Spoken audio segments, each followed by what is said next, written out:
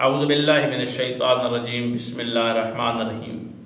آج ایک اہم مسئلے کی طرف ہم جا رہے ہیں اور وہ ہے وضو جبیرہ۔ وضو جبیرہ،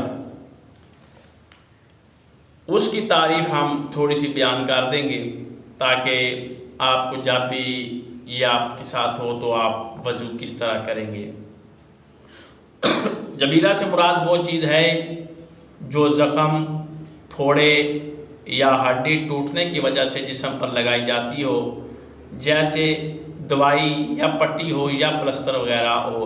یعنی کہ ہڈی ٹوٹ چکی ہے تو آپ نے وہاں پر پلسٹر لگایا ہوا ہے، یا کوئی پھوڑا ہے یا زخم ہے، جو چیزیں دھونی واجب ہیں وضو کے درمیان میں، ٹھیک ہے، یعنی کہ چہرہ دھونا، بازو دھونے ہیں، وہ آپ کی ضروری ہیں، ٹھیک ہے۔ اگر آپ نے یہاں پر کوئی پٹی وغیرہ لگی ہوئی ہے یا آپ کی کوئی ہڈی وغیرہ ٹوٹی ہوئی ہے تو اس کے لیے جبیرہ کرنا ضروری ہے۔ اور جبیرہ کے کیا احکامات ہیں، وہ بھی اس حالت میں کہ اگر آپ کے زخم کو کوئی نقصان نہ ہو، یعنی کہ کوئی آپ کے لیے مضر نہ ہو، تکلیف دہ نہ ہو، تو پھر تو آپ پٹی اتار سکتے ہیں۔ اگر تکلیف دہ ہے، اگر آپ کا زخم خراب ہوتا ہے پانی کی وجہ سے، تو پھر آپ جبیرہ کر سکتے ہیں۔ اچھا، اگر آپ نے پٹی باندھی ہوئی ہے، کوئی آپ کو پھوڑا ہے یا زخم ہے یا کوئی ہڈی آپ کی ٹوٹ چکی ہوئی ہے، تو اس کے لیے جبیرہ کرنا ضروری ہے۔ اور وضو جبیرہ کا مطلب یہ ہوتا ہے کہ انسان موجودہ پٹی کو نہ اتارے اور پٹی کے اوپر مسح کرے، اور باقی حصہ جو پٹی میں نہیں ہے اس کو پانی سے دھو لے۔